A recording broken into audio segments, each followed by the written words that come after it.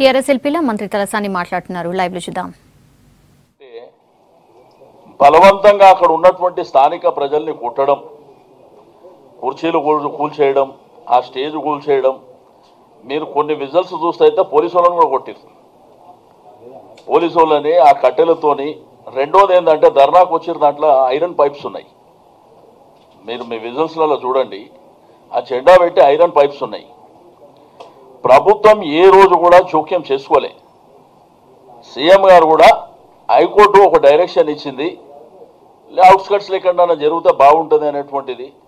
ఈ ప్రాంతం నుంచి పోతే ఇందిరా పార్క్ నుంచి క్రాస్ రోడ్ కానీ, ఇక్కడ సుందర విజ్ఞాన కేంద్రం కానీ, ఆ ప్రాంతాలంతా ట్రాఫిక్ ఇబ్బందులు ఎక్కువైతున్నాయి కాబట్టి ఈ సమస్యలు వస్తున్నాయని చెప్పేసి అక్కడ స్థానికంగా ఉన్నటువంటి ప్రజలు చెప్తారు. ఇదేమి ప్రజాస్వామ్యమో తెలియదు. ఎట్లా అయిపోయిందంటే ఒక కక్ష. అరే ఈ పరిపాలన చాలా బ్రహ్మాండంగా జరుగుతుంది, ఈ ప్రభుత్వం మాకు ప్రజలతోని డెమాలిస్టేషన్ చేయించుకునేటువంటి పరిస్థితులు కూడా లేకుండా అన్ని కార్యక్రమాలు చేస్తున్నటువంటి అక్కసు ఆడ క్లియర్గా కొట్టొచ్చినట్టు. ఎక్కడైనా కానీ ఆ స్థానికంగా ఉన్నటువంటి ప్రజలు వాళ్ళు మీ దగ్గరకు వచ్చిండ్రా? వాళ్ళ టెంట్ వాళ్ళకు ఉన్నది, మీరు చేసే ప్లేస్ మీకున్నది. మధ్యవర్తిగా పోలీసు కూడా చెప్పారు, మీ దారిలో మీరు చేసుకోండి, వాళ్ళ దారిలో వాళ్ళు చేసుకుంటారంటే బలవంతంగా వాళ్ళ దగ్గరికి పోయి ఆ కుర్చీని ఎట్లా కొడుతురో మీరు అందరూ చూసిండ్రు. రెండోది, ఇదంతా జరిగిన తర్వాత అక్కడ స్థానికంగా ఉన్నటువంటి కార్పొరేటర్స్ వచ్చారు. వాళ్ళ ఆ ఏరియాకు రిప్రజెంట్ చేస్తారు కాబట్టి మీరు ఉదయం నుంచి చూస్తే ఒక కార్పొరేటర్ కానీ లేకపోతే అక్కడ పార్టీ వాళ్ళు కానీ ఎవరు లేరు. మీరు చూసారు, మీ విజువల్స్ చూసుకోండి. కానీ ఇంత దౌర్జన్యంగా ఈ విధమైనటువంటి పరిస్థితులు చేయడం అనేది చాలా దౌర్భాగ్యమైనటువంటి పరిస్థితి. అల్టిమేట్గా ప్రజలు నిర్ణయించుకుంటారు వీళ్ళు చేసినటువంటి ఈ దౌర్జన్యకాండ ఏ విధంగా ఉంది అనేటువంటిది. బట్ అక్కడ లోకల్ ఎమ్మెల్యే గారు కూడా ఆ ప్రాంతంలో ఉన్నటువంటి కాలనీ ప్రెసిడెంట్లకు, ఆ స్లమ్ ప్రెసిడెంట్లకు ఫోన్ చేసి మీరు వెళ్ళకండి అని చెప్పి నిన్నటి నుంచి ఆయన చెప్పడం, ఈ ఉదయం కూడా చెప్పడం.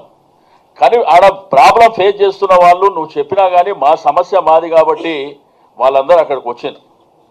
అక్కడ గవర్నమెంట్ కానీ ఇప్పుడు ఆయన కోదండరామ్ గారు ఒక స్టేట్మెంట్ ఇచ్చాడు, మఫ్టీలో పోలీసు వచ్చిర్రు లేకపోతే ప్రభుత్వమే ఎంకరేజ్ చేసింది అనే విధంగా మాట్లాడుతారు.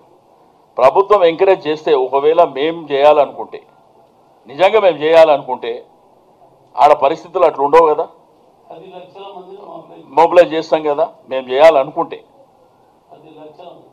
కాబట్టి అక్కడ స్థానికంగా ఉన్నటువంటి ప్రజల బాధ వాళ్ళే చెప్పుకునేటువంటి పరిస్థితి. పొద్దున కూడా మీరు ఇంటర్వ్యూ చేస్తే వాళ్ళందరూ చెప్పారు. కొంతమంది ఏమో వాకర్స్ అండ్లకైనా వచ్చిండ్రు, కాలనీలకైనా వచ్చిండ్రు, బస్తీలకైనా వచ్చిండ్రు. మీరు అడిగినప్పుడు కూడా చెప్పారు వాళ్ళు ఎక్కడెక్కడ ఉంటామనేది కూడా మీకు చెప్పాను. అసలు అట్లా ఎట్లా అంటే కొంతమంది అయితే నేను చూస్తే ఆ పార్టీలకు సంబంధించిన వాళ్ళు ఆ విజువల్స్ చూస్తుంటే దౌర్జన్యంగా వాళ్ళ మీదకి వెళ్ళిపోయి చేయి చూపించుకుంటా కొట్టడానికి పోయి ఇష్టం ఉన్నట్టు కొంతమందిని అయితే దెబ్బలు తగిలిన రక్తం కూడా వచ్చినటువంటి పరిస్థితులు. ఇది డెమోక్రసీలో కరెక్ట్ కాదు. ఈరోజు తెలంగాణ రాష్ట్రం భారతదేశ చరిత్రలో ఈరోజు ఈ ప్రభుత్వం వచ్చిన తర్వాత తీసుకున్నటువంటి కార్యక్రమాలు, మీరు డెమాలిస్టేషన్ దేనికి చేస్తారు, దేనికి ధర్నాలు చేస్తారు? ఈరోజు ఈ ప్రభుత్వం మేనిఫెస్టోలో పెట్టినటువంటి అంశాలు, మేనిఫెస్టోలో లేనటువంటి అంశాలు, రైతాంగం నుంచి మొదలుకుంటే యువకుల నుంచి వదులుకుంటే తెలంగాణ ఉద్యమ నేపథ్యమే నీళ్లు, నిధులు, నియామకాలు. నీళ్ల కోసం ఒక పోరాటం జరుగుతుంది, ఇప్పటికీ కొంత సాధించినాం, ఇంకా సాధించబోయేది కూడా మీకు అందరికీ తెలుసు. దాంట్లో కూడా కోర్టు కేసులు వేసి అడ్డుపడినటువంటి సంఘటనలు కూడా మనం చూసినాం. నిధులు బ్రహ్మాండంగా ఉన్నాయి, నియామకాలు తెలంగాణ ఓల్డ్ రాష్ట్రంగా తీసుకుంటే 3,50,000 ఉద్యోగాలు ఉన్నాయి. 1,00,000 ఉద్యోగాలు అసెంబ్లీలో ముఖ్యమంత్రి గారు అనౌన్స్ చేశారు. దగ్గర పబ్లిక్ సర్వీస్ కమిషన్ ద్వారా ఒక 55 నుంచి 60,000 ఉద్యోగాలు ఇప్పటికే వచ్చినాయి. కాదంటారా? ఈరోజు వేరియస్ డిపార్ట్మెంట్స్లో, అదేవిధంగా ప్రైవేట్ సెక్టార్లో కానీ, ఐటీ సెక్టార్లో కానీ, ఇండస్ట్రియల్ సెక్టార్లో కానీ లక్షలాది మంది నిరుద్యోగులకు ఉద్యోగాలు వస్తున్నాయి. ఈరోజు కళ్యాణ లక్ష్మి, షాదీ ముబారక్ పేదవాళ్ళని, పేద ఆడపిల్లలను ఆదుకోవడానికి చేస్తున్నటువంటి ప్రయత్నం, అదేవిధంగా పెన్షన్లు ఇచ్చేటువంటి కార్యక్రమం, భారతదేశ చరిత్రలో మొట్టమొదటిసారి 100% ఉన్నటువంటి హరిజన, గిరిజన, బడుగు, బలహీన వర్గాలు, మైనారిటీలు వాళ్ళందరినీ మొన్న బడ్జెట్లో చూపించినటువంటి ప్రభుత్వం ఇది. వాళ్ళని గ్రామీణంలో, మరి గ్రామీణ ప్రాంతంలో